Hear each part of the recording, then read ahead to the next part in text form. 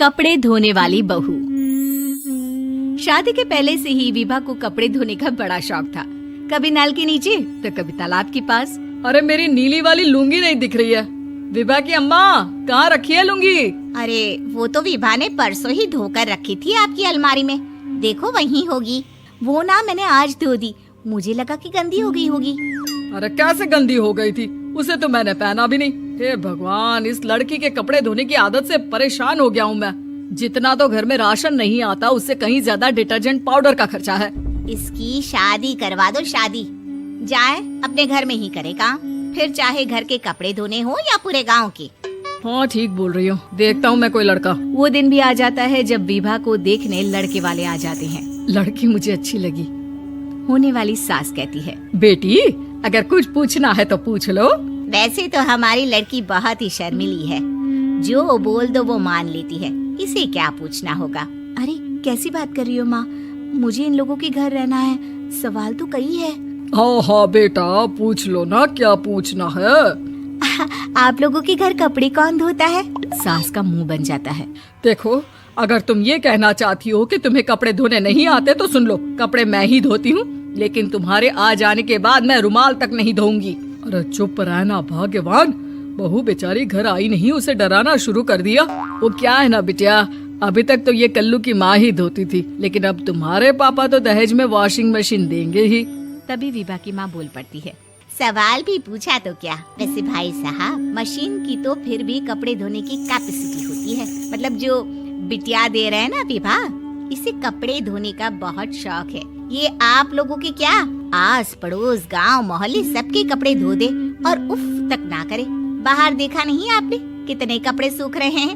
सब हमारी बिटिया ने ही तो धोए हैं। बस भी करो ना माँ, शर्म आ रही इतनी तारीफ सुनकर। और तो और एक दाग निकाल कर दिखाओ तो मान जाऊँ। हाँ अच्छा, माफ करना बेटा, मैंने गलत समझा।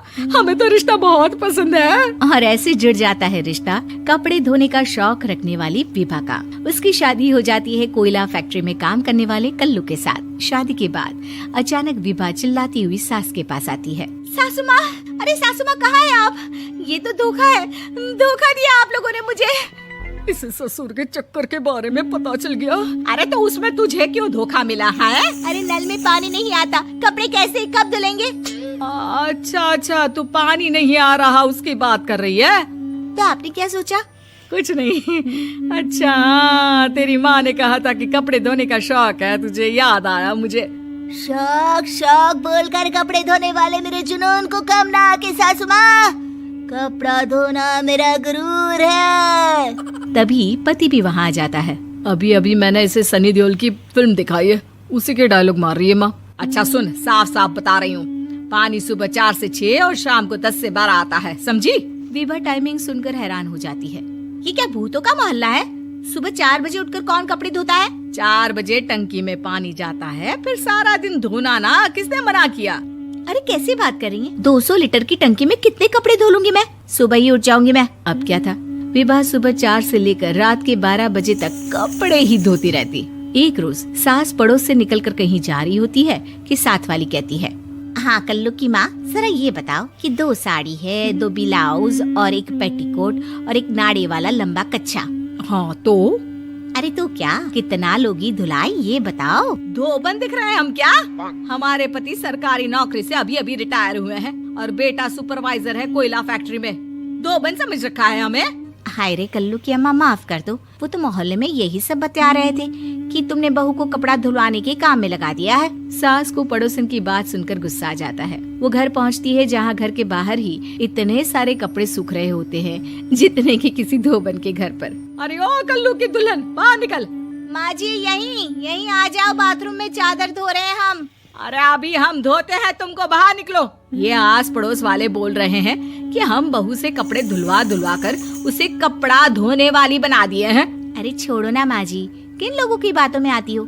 आस पास के लोगों का तो काम ही होता है कि वो किसी तरह सास बहू को लड़ा दे। बहू सारे घर के कपड़े धोती है, ये क्या कम है? बोलिए।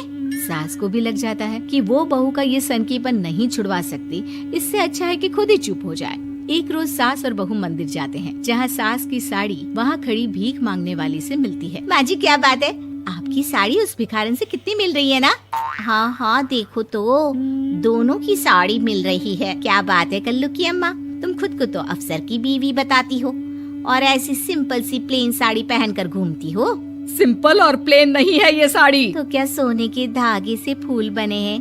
कुछ भी सासू माँ, कुछ भी। हाँ बने थे इस साड़ी में सोने के धागे से फूल। मेरे पति लेकर आए थे मद्रास से स्पेशली मेरे लिए 10,000 की। ताहे भाई साहब इस भिखारन के लिए भी सेम टू सेम साड़ी लेकर आए होंगे 10,000 की। सास उस वक्त कुछ नहीं कहती, लेकिन बहू के साथ घर आती है और अलमारी से एल्बम निकाल कर लाती है। ये साड़ी देख रही है, ये वही साड़ी है जिसे मैंने अभी पहना था। इस साड़ी में ये जो चमकदार फूल दिख रहे हैं ना, ये सोने के धागों से काढ़े गए हैं। लेकिन तू लोकल वॉशिंग मशीन ब्रश से घिस घिस कर सारे फूलों को निकाल कर साड़ी प्लेन कर दी। मुझे माफ कर दीजिए सासू माँ। और तो और, जब मैंने तुझे तेरी गलती के लिए कुछ नहीं कहा, लेकिन तूने तो सबके सामने मेरा मजाक ही बना दिया। क्यों? बहू को समझ में आ जाता है कि अब से उसका कपड़े धोना बंद।